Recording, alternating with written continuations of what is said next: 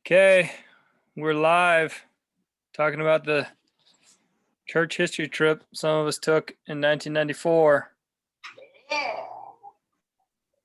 So who wants to set it up and tell us about it? I can start if you want me to. Yep.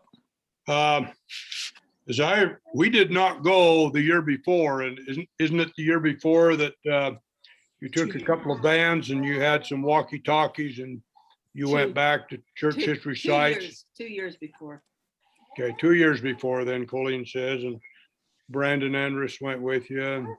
Okay, so what spawned this particular trip we're talking about today is they had such good memories of the one 2 years previous, and our family did not get to go on that. And then Louise's friend Jean Polson was out at Adirondack, and she wanted to visit her. So the combination of those things took us there. So we took our livestock trailer, and we'd had some trouble with law enforcement prior to that, with kids sticking their hands out the sides of it and the cops seeing it and thinking that it was a child, what do you call that? Trafficking. Trafficking, yeah. We got in trouble with the cops. They stopped us, and so we fixed it a little better this time. We put plastic over those slats somewhat so that they couldn't see in. So we had our trailer, which could be double decked, and we double decked the front of it and filled that with our sleeping bags, our food, our clothes, everything, and then the kids for the games.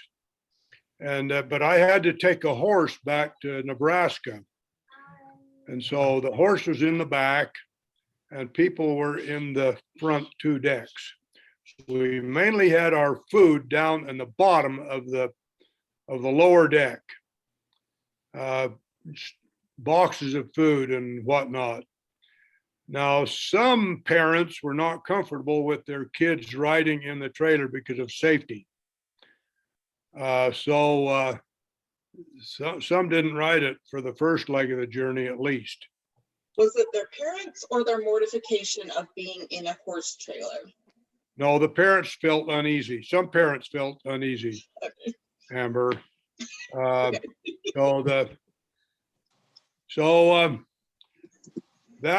This trip we're talking about now is the most memorable trip I have ever taken with that stock trailer and people. So I'm driving the trailer and we putt along and we get as far as Cabela's in Nebraska. And of course we have to stop at Cabela's. And so we park the thing and we go into Cabela's and spend a little time there in Sidney, Nebraska. So while we're in there, a storm comes up and people beat it for the trailer to get in the trailer before the rain hits. But I had to go to the restroom. And so when I came out of the restroom and looked out the door of Cabela's, there was the most torrentious horizontal rain and windstorm probably that I've ever seen in my life.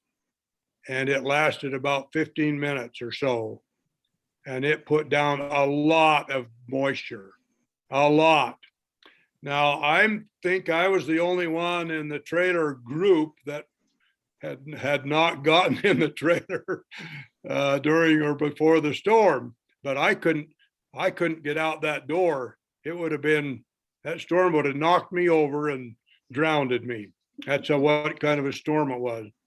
So I stood there with others looking out the door, and so when it abated, then I went out to the trailer, and what I saw was about 2 or 3 or 4 inches of water in the trailer, and it had come in, the storm had come in from the back of the trailer and just washed the horse manure, which the horse had done about 6 jobs It's plenty. Yeah. between the time we left home and that. So it just washed horse manure and water clear up through that trailer. There was peanuts floating on it and food floating on it. And children. And the people up in the top had put some blankets up over the to try and keep the storm out. I guess so. All of it was not, that didn't have all of it was, didn't have protection from plastic. That was a sight to see. And those that were in there were not happy. So we pulled away from Cabela's and we got out on the freeway, and I pulled down on the bar pit and backed up on the bar pit to drain the sludge out of the trailer. So out went horse manure and water and part of our food. we drained hundreds of gallons of that thing. So now we were all wet.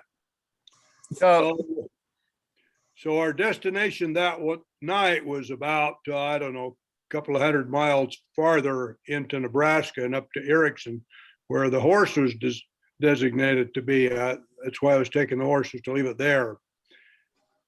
So we got 3 miles from, we got in Erickson, but 3 miles from Pitcher's Sale. And so we tried to spend the night. We parked the trailer in front of the livestock yards there at Erickson and tried to make it through the night as good as we could, but the bedding was wet. Everybody's clothes was wet. It was just an uncomfortable night, but it was not terribly cold because it was summer and it was in Nebraska, but everybody was just wet. And so when the sun came up, why we hobbled into Pitzer's ranch, and somebody was there and they invited us to come into the office. They have a great big spacious office with leather couches. And so we were so tired that we just laid down there on the couches. And when the lady that was running the office came in, she came in there and everybody was sprawled out on those couches. She did not know what was going on. She still talks about that to me. So we got our bedding out and had it all over on the trailer and the hood of the truck and trying to dry it out. And then, so we were there 2 or 3 hours, but Louise was so anxious to see Jean that she left us there and went on ahead. I don't know how in the world she was, whether she was hitchhiking or she was with somebody. She was at Doug and Audrey, wasn't she? Wasn't she in Doug and Audrey's car? Or? I think, I'm not sure, I can't remember, but I think we had Kim's van and Yeah, And- you had Kim's van. Nicole. Nicole was there, and I think Tim and Kathy and Brandon, I think that's when we were all playing the slap, whatever, I don't know. Kathy kept getting bad card hands between Brandon and Tim. Oh, But yeah. we were in that van at that time. So Okay, so I had to see the horses at Pitcher's Ranch, and so I spent 2 or 3 hours there. So it was afternoon before we got away from there, and our destination was Adamon-Diamond. Louise had arrangements through Jean and her friend for us to stay there. So my outfit drove a lot of that way in the dark, but because we did have our bedding dried by then, and so we arrived there at dark. So that's my thing of it. I have, if we'd have taken a video of that mess in that trailer, it had had 10 million hits. Okay, so I'm gonna jump in here. When I meet new people, there's 2 main things I like to tell them that differentiates me from their family and them. Have you guys ever heard the game called Two Truths and a Lie? It's like a Yeah. get to know you Yeah. game, and you say 3 things. 2 of them are true, one's a lie, and people try to guess what's what, and it's so people can get to know each other. I usually steal the show when I say that my parents met at DI and that I drove to the East Coast and back in a horse trailer. But I think we should have other people give what they remember about Cabela's and the horse trailer. Let's have memories of the trip out there first, anything, and then we can talk about what we did after that when we got there. Okay. That's what he said.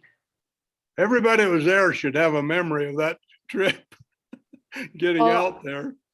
You mean you share at Cabela's, right? Share the store memories? That's what we've been, that's what I've Yeah. told about so far. Well, I'll jump in whenever. Louise, you go first. After you, I'll. Well, Okay. I got out of Cabela's and I was in the cab of the truck. So I was the one that had it the best, except for Ken. And boy, it did rain. And I did see that 4 inches of horse manure water in the bottom of that trailer. Okay, Marie.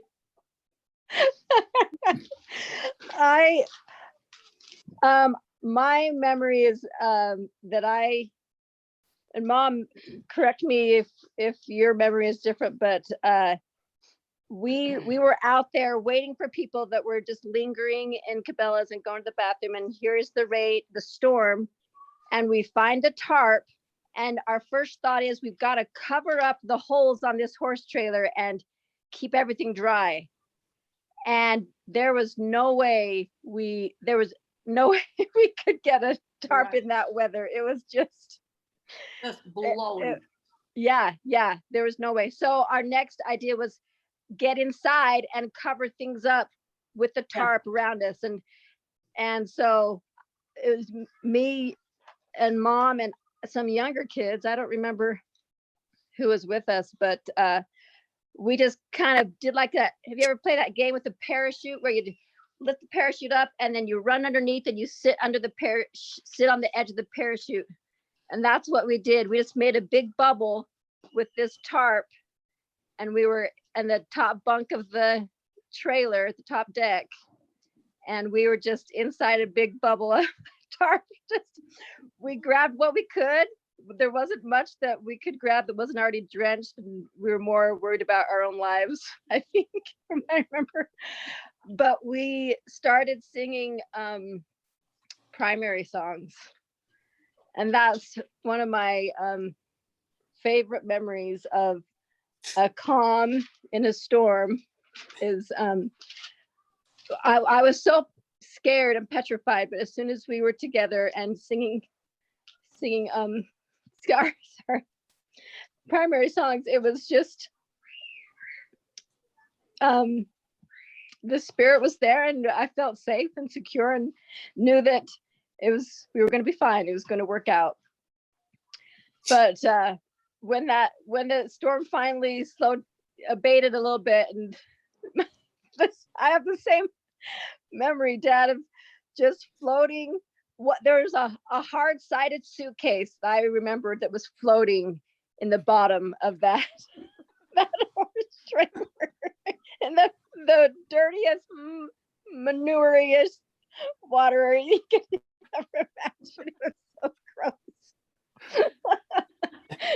But I'll tell you that I've written essays about that story, and one that's gotten me into college. I wrote it for BYU entrance essay, and it got me a scholarship. Awesome. Worth it. I want to chime in real quickly if you're done, Marie. Yep. So what I remember is we did put carpet in the front part of that trailer where the horse wasn't. And as we were making our way to Cabela's, Ken and his family was talking it up so much, I thought we were headed to Disneyland. And, when we got to Cabela's and I saw what it was, I thought, well, this store isn't that exciting for me. Obviously, I am a city kid. But I do remember getting so wet, and I had my seminary scriptures there, which was some used copy, so they weren't, expensive, but they got wet and they swelled up to twice their normal size, and they never got back to normal again. Other than that, all I remember is that somehow Tim and Brandon were up in the top and stayed dry and never let me forget that they were dry, so there must be no problem.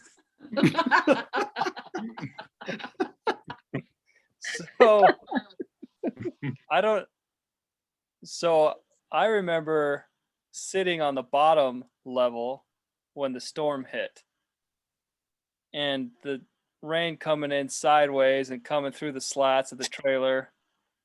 And I remember people panicking and freaking out, and us in the Knapp family, our luggage are plastic grocery sacks.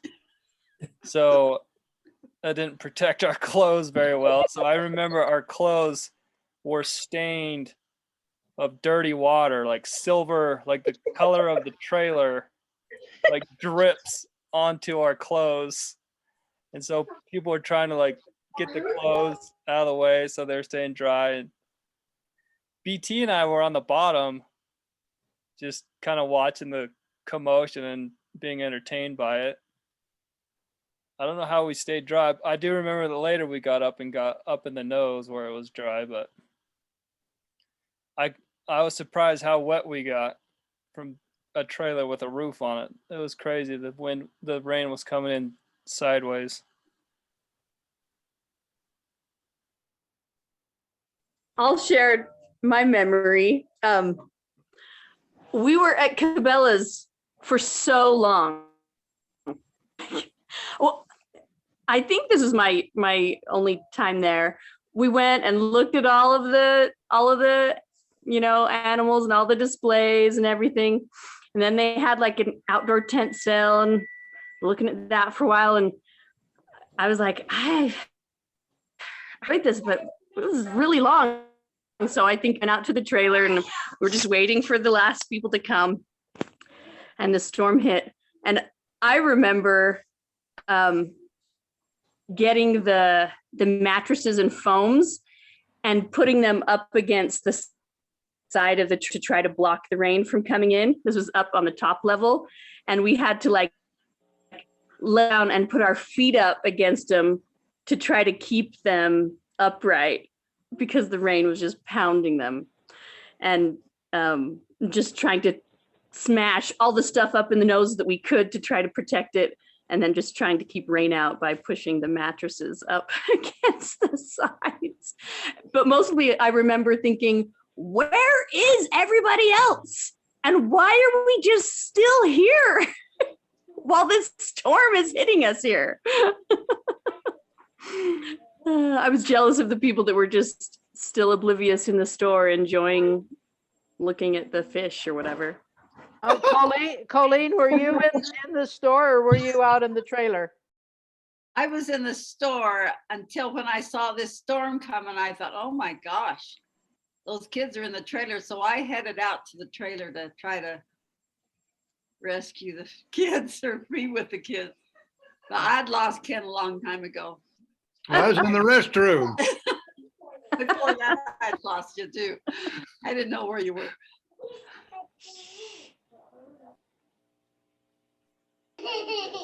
I love that trip. I loved riding in the trailer. I feel like on the way out, we sat on blankets or mattresses and laughed and told jokes and did stories and played games, played card games, and it was so fun. I don't remember hearing anything about Cabela's before we got there. I went in and was amazed. I thought, what an incredible store, and so fun. And hey, Esther, just a minute. I remember the outdoor sale too, and all this fun, amazing stuff. It seemed like it would be fun to go there with a lot of money or a shopping spree sometime. And I'm not sure why I was so oblivious to the storm. I feel like I was maybe in the top of the trailer. I'm not sure, but I remember seeing it starting to rain, and then somebody saying that we were in a tornado. I didn't know if that was true or not, if I should be scared or not, but that the wind started to pick up and there was water, but I do not remember all of what you guys remember. I don't remember the dirty water. I don't remember trying to help with anything, so I'm not sure. Sorry for not being helpful. That part is not in my memory, but I loved being able to travel that way and have so many of us be able to be together and have fun. And when we got to the horse place to walk around and see everything there and see all of the horses. And I am jumping ahead on this, but it has to do with the travel, because after we had finished the main part of our trip, Ken and Colleen let me go with them to St. Louis. And I recall in my memory, we slept in the trailer under the Freeway. maybe under some overpasses, something. But we got to see the St. Louis Arch. But I thought that was so generous that they let me stay in there and go with them on the trip. And the very end of the trip, we were back probably in Wyoming, and I could see the stars. It was night. I don't know if anybody else was awake, but I was standing and holding the edge of the trailer and looking out the slats, and I could see the stars, but also hear thunder, or hear thunder and see lightning in the distance. And just kept coming to me the words of the hymn, how great thou art. See the stars and hear the rolling thunder. It was a really special part of the trip for me, to feel the spirit and feel like I'm seeing the works of God. Fresh air in my face while Ken or Jim or whoever was doing the work of driving us. So thanks, it was a great trip. I really liked traveling that way. I wish I could take my family in a stock trailer. I'll tell you, as a kid, that's way better doing that and having room to run around and play around and stuff, rather than be strapped in, seatbelted, and listening to the boring grown-ups. Well, so I was with the boring grown-ups because I refused to ride in that trailer, and I don't remember any issues with the storm. I was dry. I don't remember, like, I have no idea. I remember talking about Cabela's and how it was like the most amazing thing in the world. And I went, and it's probably the only store I ever was not tempted to buy anything. But I thought it was really cool to see everything. And I remember sitting there in the parking lot for a while, but I don't remember any issues or waiting for anybody or any sideways rain. I just know I was in the van.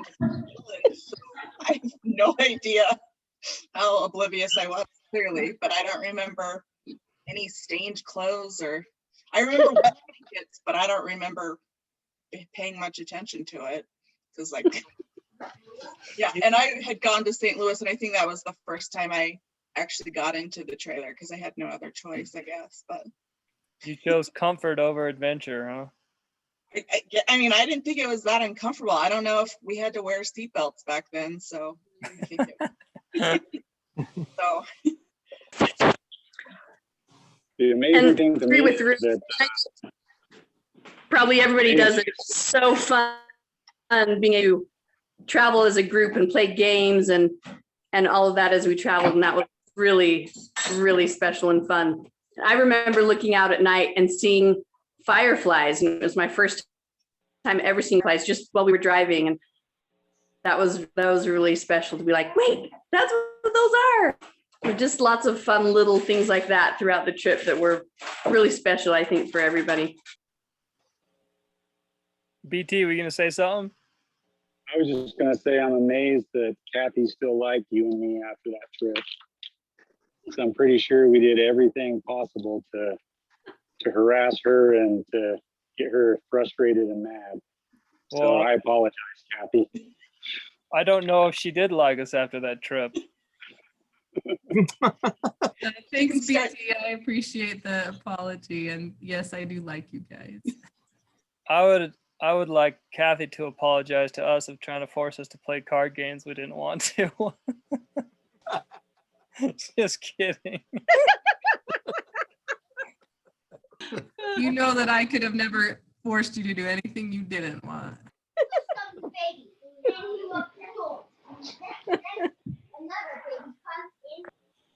Okay, should we move on from the? Ken, you had a couple times where you got the police called on you, didn't you? On that trip? Not on that trip.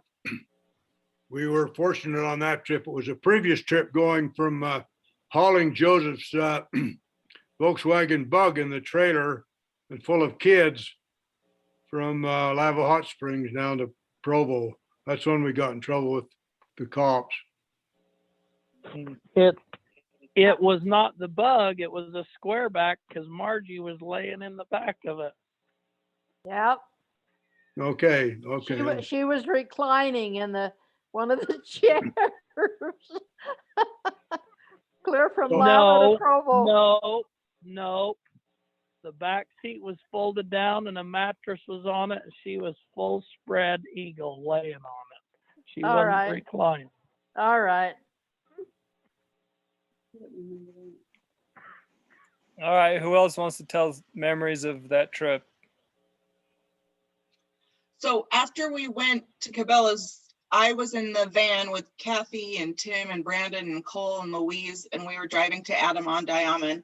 And I remember that everyone was sleeping except I think you, Louise, or Nicole, I don't remember, but we were listening to classical music. So it wasn't that awesome, I didn't think, but they did play, and I heard for the first time Pachelbel's Canon, and I remember starting to cry because it was like so beautiful, and it was the first time I heard that song. I was so worried that like Kathy or Tim or Brandon were gonna see me, so I'm like looking out the window, like trying to like just act like normal, and luckily everyone was falling asleep.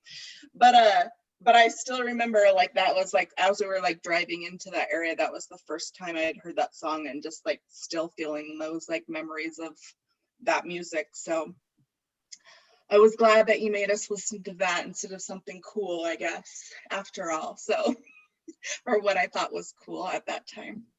Or at least better than Ray Stevens or Dolly Parton. I remember hearing the word chigger for the first time, and I thought that was some kind of racial slur. I didn't know what a chigger was. I'm still so paranoid about getting chiggers from that trip. Like I think about it all the time, like, and I don't know that I've ever been around them ever, but that's still a paranoia of mine. I would love if Marie can remember her song to sing her chigger song. Do you remember that, Marie? I lost my chigger in a hurricane. Probably made it up on the spot, but you kept singing it. It was so funny. I'd forgotten that. I lost my what was the tune? I did make it up on the spot. I don't hardly remember. Lost my chigger in a hurricane. Don't know what to do. I don't know. Chigger in a hurricane. A chigger in a hurricane. Sounds like Ray Stevens. I was like, it was probably a song that was playing and you just changed the words right then, but I don't know. Trying to think. Lost my chigger in a hurricane and don't know what to do. I don't know if that's how it was, but Sounds good to me. Okay, I got a story. This is my favorite story of that trip. So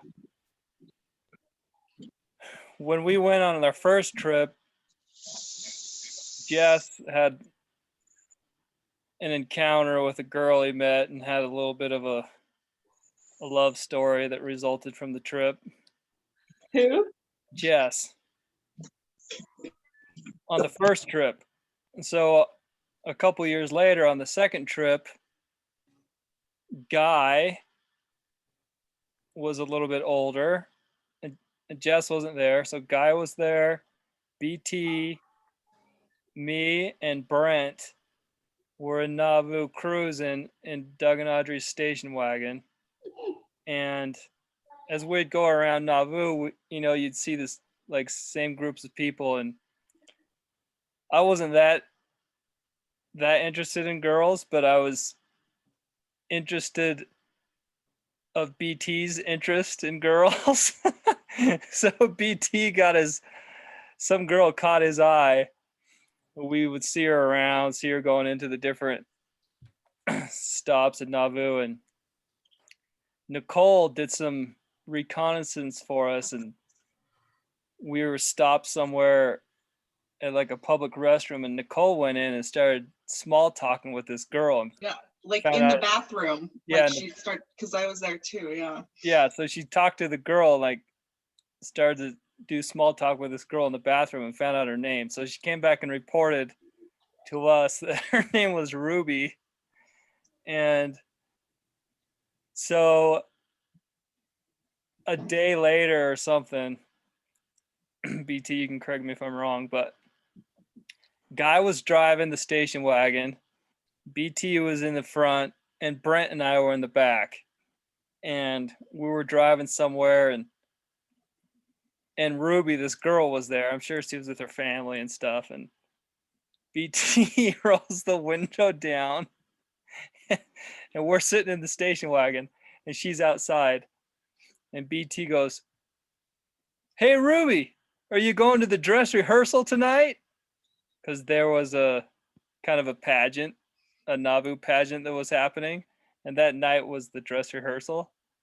So he's trying to that's like his pickup line or whatever. So he goes, "Hey, Ruby, you going to the dress rehearsal tonight?" And there's like a little bit of silence. And then Guy just steps on the gas and we just peel out and take off out of there. And we were pulled over off the side of the road. So there was gravel. So it was like a more, like a louder noise of like the tires on the gravel. And we just like took off. And BT's like, "Guy, what are you doing?" The guy's like, "I thought you want me to leave." He's like, "No, I don't want you to leave. I want to talk to Ruby." So we're like going back and forth. It was so funny to me. We're trying to be heartbreakers, I guess, or whatever. You remember that, BT? That's pretty much how it went. It's almost as classic of a line as Jess's, "How would you get your deer tag?" in his talking church. Yeah, it was an epic fail of us trying to find some girls.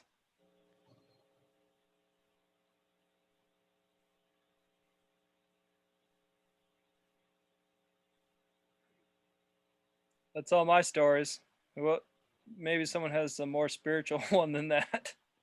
I was just thinking of Adamande Amen, and I remember the song Adamande Amen from the hymn book and thinking, oh, it's got to be this great and super awesome place. And somehow we went out there and all it looked like was some unplowed fields and some rolling hills behind it. And I didn't know what was so special about it. But apparently it was when we stopped, because everyone else was in love with the place. But for me at that time, I was like, why are we here? What are we supposed to be looking at? So I think you should tell about our time at Adamande Amen.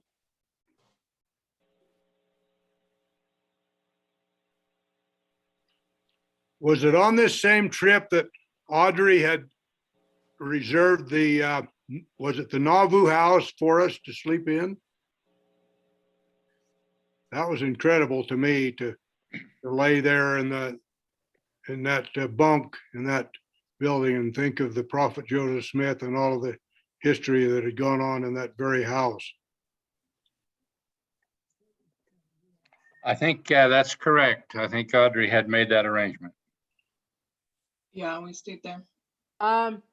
The Joseph Smith lived in the mansion house, and the Nauvoo house was under construction. And after he was martyred, and Emma married Bidem, and they finished the Nauvoo house. Okay. But was they did put Joseph Smith and Hiram's bodies in there for safekeeping when the mobs were prowling. Yeah. We stayed in the first Nauvoo trip, and oh, I loved that Nauvoo house. I just loved it.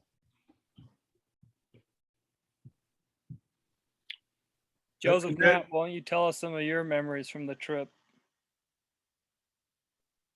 So my biggest memories of that trip was knocking on doors in California. You weren't there? No. Oh, oops.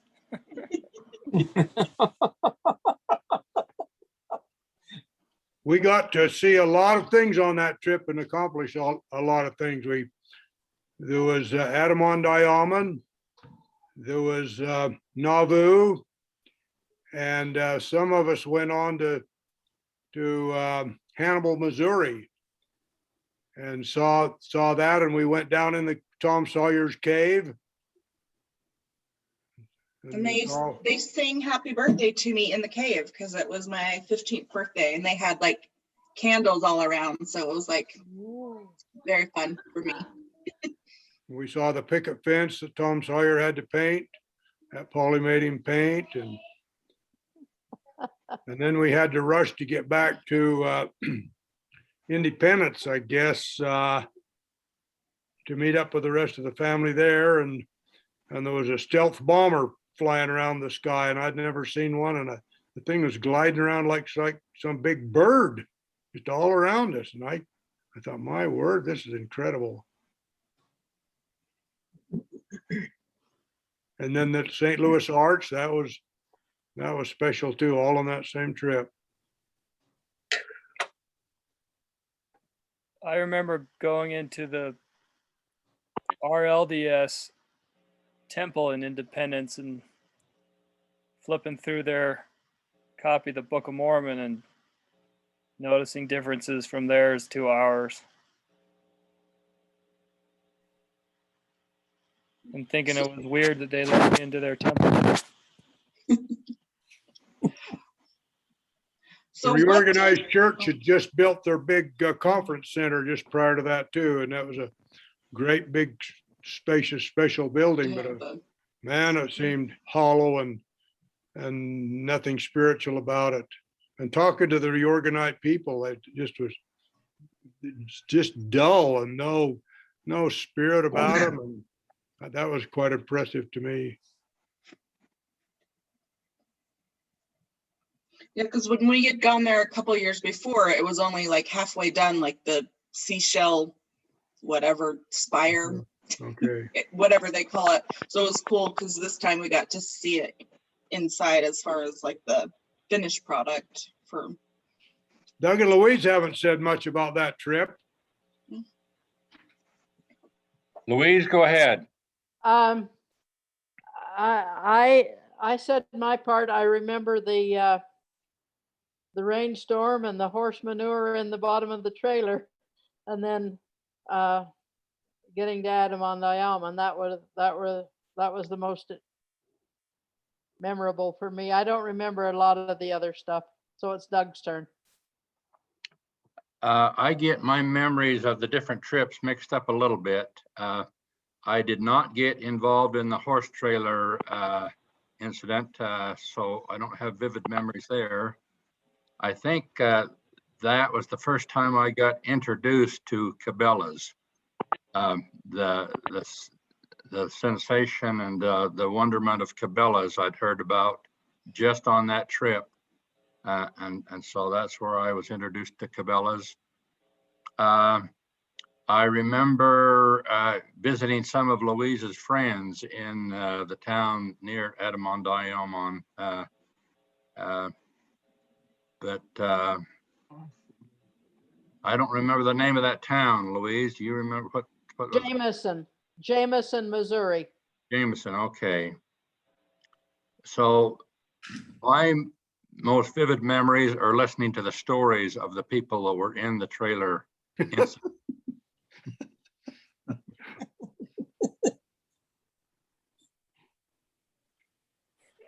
I want to know, like, so it sounds like Ruth and I went with Ken's family to St. Louis, but what did the other group do for that night? Where, do you guys remember? I do not remember. I don't remember. I don't remember any of that. I wonder if some of us stayed at Adamondiamon. I'm not sure though. Yeah, I don't remember. We did spend overnight in Jameson. I did. I remember, I was there for that. I know that we stayed there, and like that was when Ken's family, I think, was coming from the horse area or something. But because I think I remember in the morning we met Jean and her friend, and they were caretakers of a church there. I guess a Protestant church, and they took us in that church and showed us around. I remember that Louise was going to buy a house and she was going to be living there. And I thought I wouldn't get to see my cousins for a long, long time. So guess that didn't happen. I bought 2 lots that were right across the road from that church that he mentioned. And the 2 building lots together cost $1,000. And there was a rule there that if you didn't keep your grass mowed, the government would mow it and bill you. So my friend hired a boy to mow the grass on my lot, and it cost $10 a week. So that's $40 a month, and pretty soon my mowing bill was more expensive than the lots, so I sold them. Okay, I didn't know that. That's great.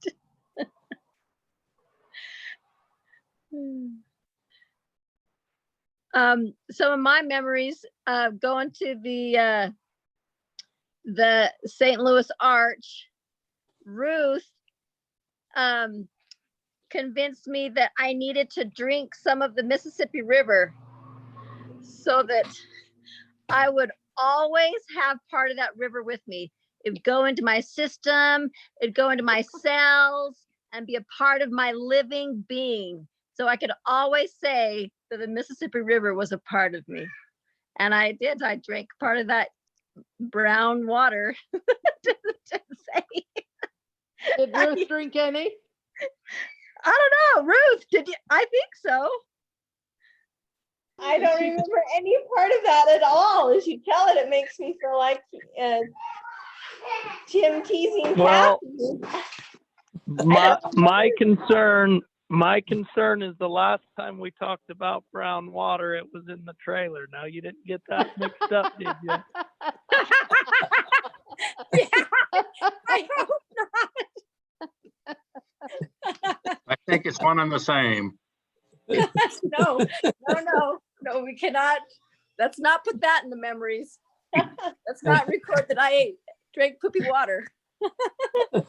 No, I don't remember that until you mentioned even seeing the river. I'd forgotten that we went down towards the river. So, but I never, I can't, unless I believed it and also had some, I don't know why I would have tried to talk you into doing it too. So, but I don't Yeah, remember. it I sounds bet you just did. like Ruth. It sounds Yeah, I bet just you like did. Ruth.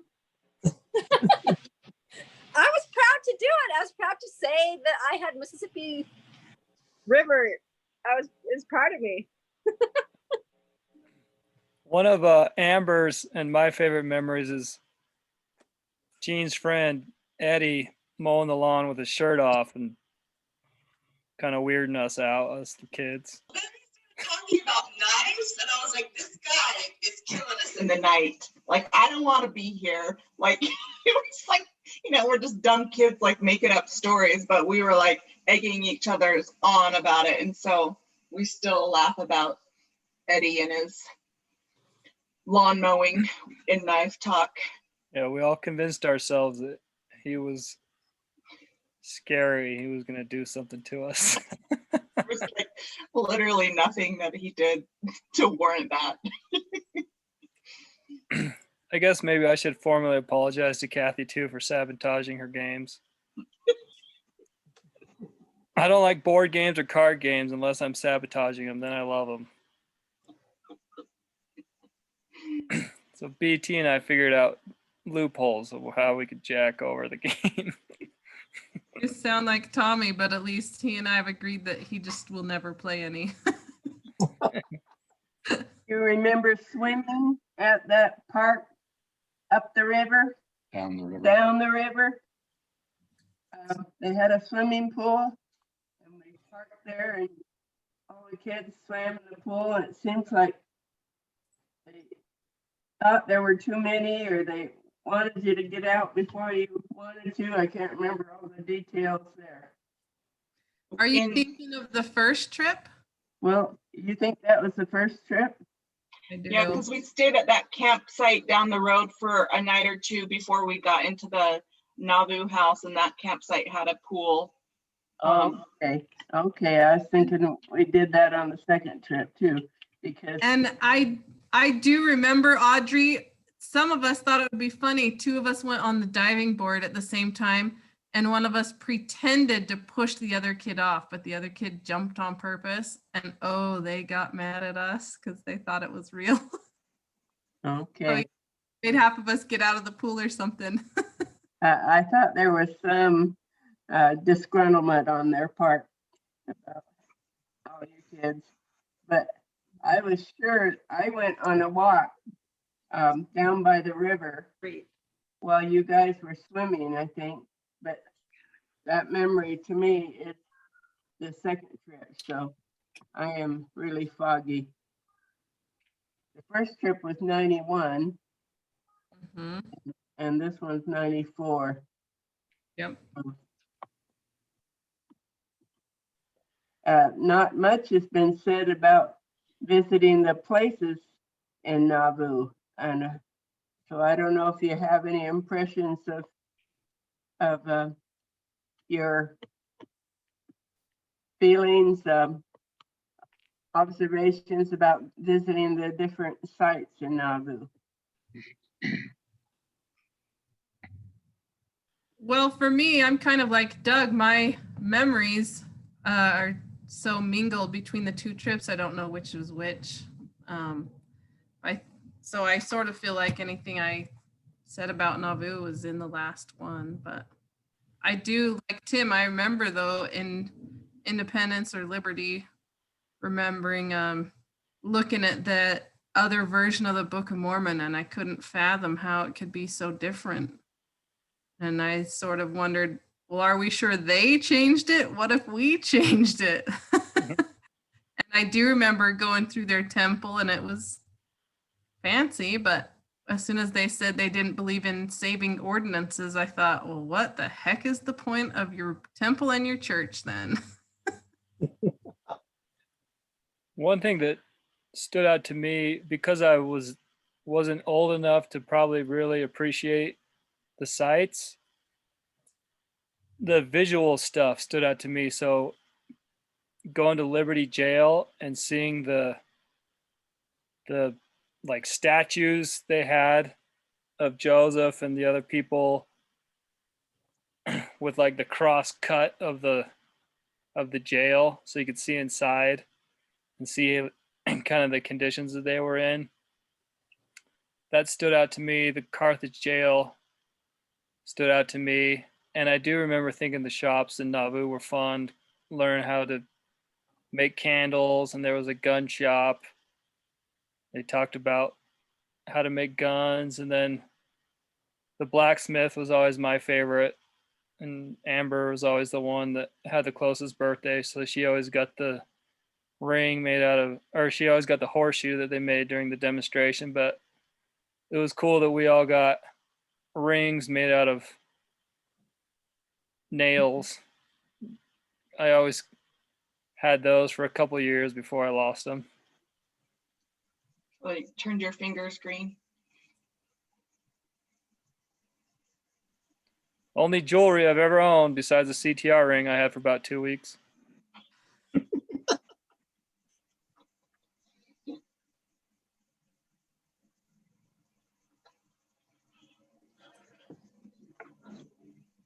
Well, Kathy, do you want me to tell my favorite story from the trip? Sure. So we were driving, and I remember specifically that Willis and Jay were in the van that I was in, and we didn't have the same walkie-talkies that we had the trip before for the people in the back of the trailer. Yeah, So- because it was CBs, and yes, it was in the cab of the truck and not in the trailer. So Yeah. no way to communicate with anybody. So we were behind in the van, we were behind the trailer, and you guys kept signaling to us that you needed to go to the bathroom. Well, I mean, I had no control over it, but I don't know who was driving, Willis or Jake. Well, they just thought it was hilarious. So they didn't do anything about it for quite some time. And like people kept doing it, and they were just laughing and laughing, and we were just laughing. And then finally Kathy takes toilet paper and starts like unrolling it, so it's like flapping in the wind, like as a hint, like we need to go to the bathroom. It was like 20 minutes like minimum before like they finally said, hey, can you guys pull over? And like, I mean, it was like shot, like running. And then they found out that I think it was Jim that had to go as well. I mean, multiple people, but they just felt so bad that it wasn't just Kathy. And it's like, like I remember them feeling bad that it, but I just remember the toilet paper slowly being unrolled. And I think Willis and Jay were crying. They were laughing so hard. It was so mean. And I still laugh about that all the time to this day, just seeing that being unraveled and flapping behind in the wind. Yeah, it sounds about right. And that was the thing, like all I could do is stick fingers out the back, right? And I think I tried to spell with my hands the word. I think you were signing. And they would just laugh and laugh. And I thought, they must not know what I'm talking about, which is why I finally resorted to the toilet paper, because I figured then there would be no question. And I swear that someone had to go in like a water bottle in the corner. It was like that bad at that point too. And I think, I could be wrong, but I thought it was, had resorted to that. But.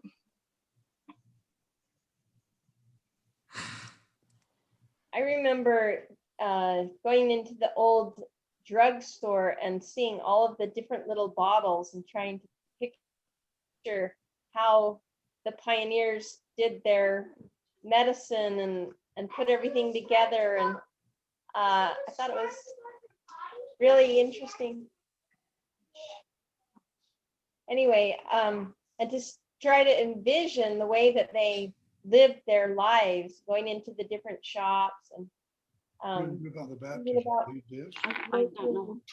bread, the way that they did that at the Family Living Center, and showing all those demonstrations and making the candles and using the lard.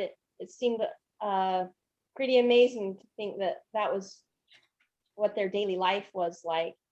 And I've also, some of the homes have really nice china in it. And I remember they told us that when the saints had to leave Nauvoo, some of them buried their most precious things that they couldn't take with them on their property, wondering if they would come back someday to be able to get their nice possessions that they weren't able to take along with them. And I thought it was really cool when we went to the, I don't know what it was called, maybe the assembly hall. But anyway, where the 70 met and had their meetings and their trainings, whatever they did, and to look through the register and to see that Jonathan Oldham Duke had been part of that, and then learning more about our ancestors and Milo Andrus and different people who would have been there and been involved. And I don't think I knew it probably on that trip, but later looking up the property of the Dukes and to see that over past the visitor center where they take, and Doug took us on this trip with pulled by ox or horses when we went there later, through that property that would have belonged to Bishop Duke. And I thought that was really neat. It's fun that you can do that and see where our ancestor Adolphus Young, his farmland is there right by the Mississippi, close to where Brigham Young's home was. I feel like I appreciate that more now than I did then, but I thought that was pretty cool then to try to relate what had been happening there and to try to envision it and try to really comprehend what the saints went through. On our last Zoom about the church history sites, we talked about Carthage, and I want to reiterate that again, how special I felt like it was to be at Carthage and be with all of you and to get some glimpse of the magnitude of the martyrdom and how important that was. I also remember going down the trail of, they call it the Trail of Hope and they call it the Trail of Tears, I believe, from the main part of Nauvoo, probably where the Mansion House and the Nauvoo House are, that part, all the way down to the Mississippi where they crossed the river when they had to exodus and leave, and different journal entries and different quotes from pioneers who had gone down there to head west and follow the prophet and to leave the persecution. Pretty amazing.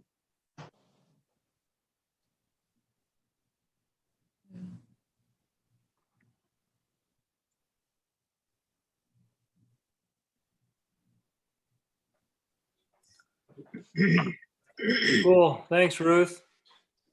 Does anyone else have anything before we end?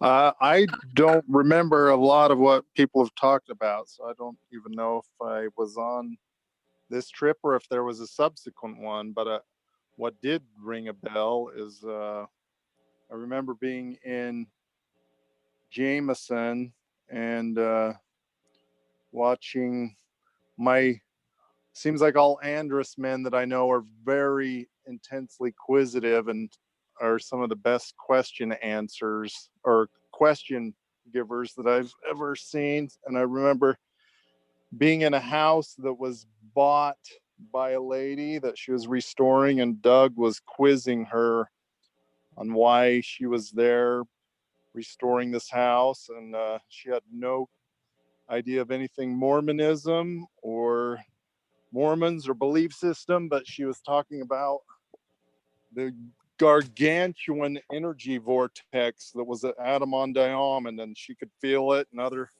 people like her could feel it. And because of that, they were buying a house and getting close to this amazing gargantuan energy vortex. And I was riveted to watch Doug quiz and ask lots of questions and have her give feedback. That lady's name was Diane, and she still lives there. And she remodeled the house.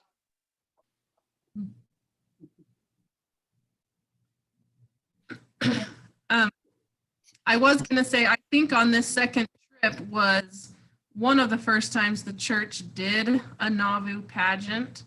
And I think that we were strategic and planned it so that we could be there for the dress rehearsal and then leave town before it got too packed. Tim,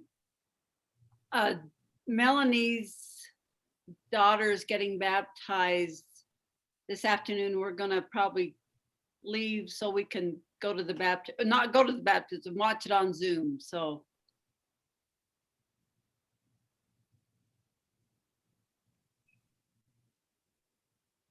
Colleen, do you have anything to share with us before you switch over?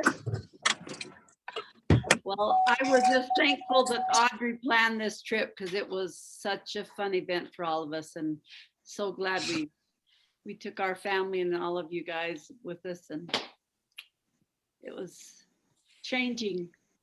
It was good.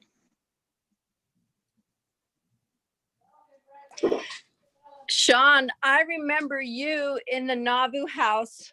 You must have just been returned from your mission, but we were all excited to be in a place where we could just run around. We were just running around being loud, obnoxious kids. And you were at this huge long table with your scriptures out, and you tried to gather us all together to read scriptures together. And I think you might have been successful for maybe 5 minutes. I can't remember very well, but I admired your efforts and that you were such a good example of the spiritual aspect of what Nauvoo represented. Marie, I am so glad you said that. I always wondered where Ruth got it from. Well, when I just thought with Ruth got it from me, you better beware based on the other story. We might both have a propensity to maybe have people drink river water, but if we ever try to get you off somewhere to drink some Kool-Aid, you better double take.